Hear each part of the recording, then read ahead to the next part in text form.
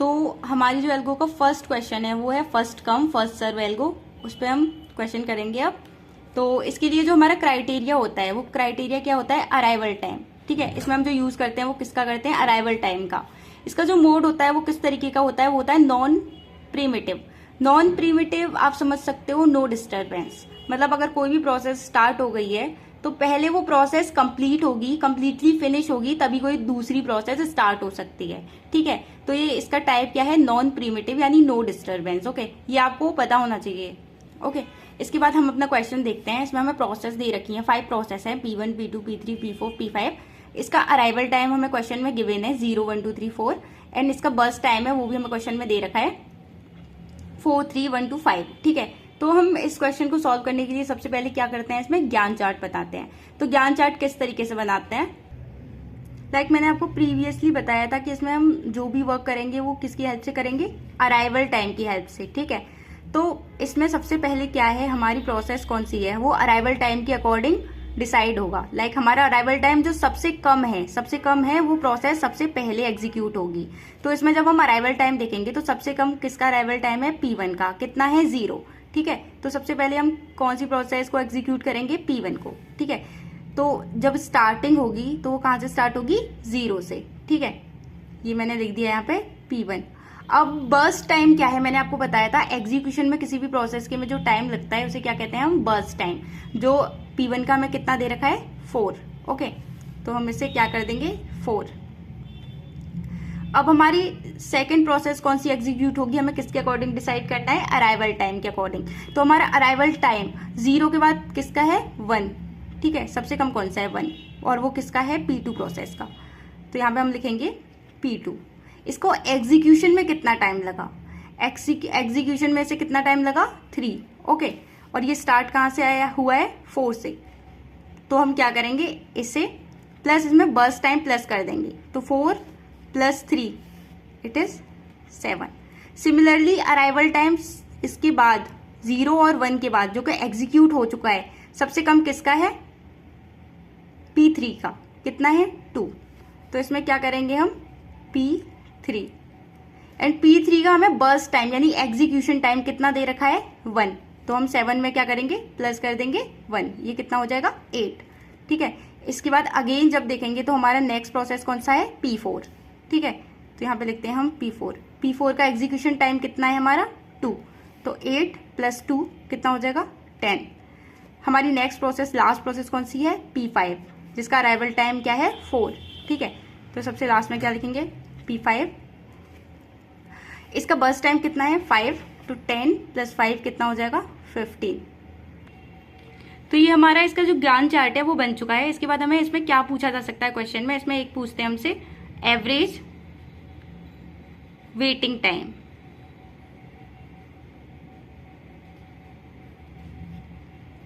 ठीक है, तो एवरेज वेटिंग टाइम के लिए हमें सबसे पहले क्या कैलकुलेट करना पड़ेगा, वेटिंग टाइम।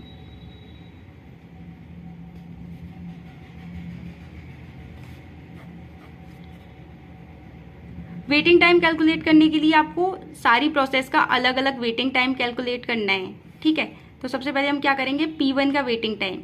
P1 का वेटिंग टाइम क्या होगा, जब हमें इसका एग्जीक्यूशन स्टार्ट हुआ है। तो इसका एग्जीक्यूशन कब स्टार्ट हुआ है, P1 का, 0 पे, और हमें इसमें से इसका अराइवल टाइम माइनस कर देना है। तो P1 का जो अराइवल टाइम क्या है, अराइवल टाइम है इसका 0।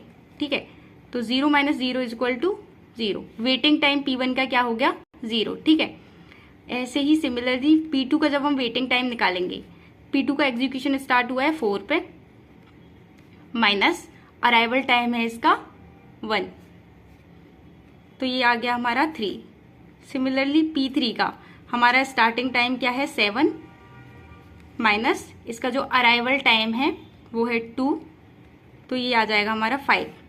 सिमिलरली P4 का स्टार्टिंग टाइम जो है वो है 8, माइनस इसका अराइवल टाइम जो है वो 3, तो ये क्या आ गया, 5। P5 का हमारा स्टार्टिंग टाइम जो है वो है 10, और इसका जो अराइवल टाइम है वो है 4, तो ये हो गया हमारा 6।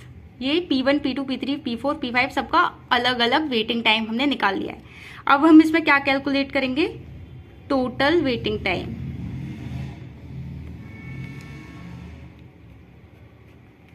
टोटल वेटिंग टाइम इसका क्या हो जाएगा, 0 + 3 + 5 + 5 + 6, तो हमारा जो टोटल वेटिंग टाइम क्या हो जाएगा, 19।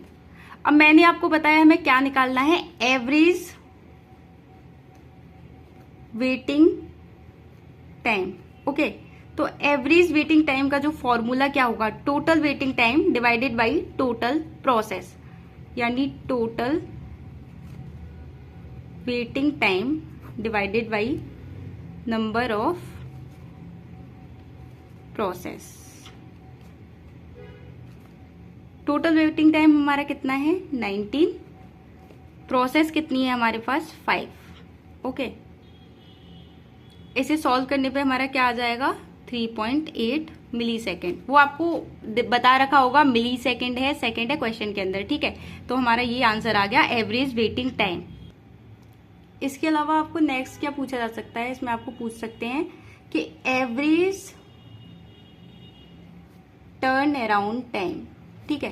तो एवरेज टर्न अराउंड टाइम के लिए हम सबसे पहले क्या करेंगे, टोटल टाइम निकालेंगे, टोटल टर्न अराउंड टाइम निकालेंगे सारी प्रोसेस का।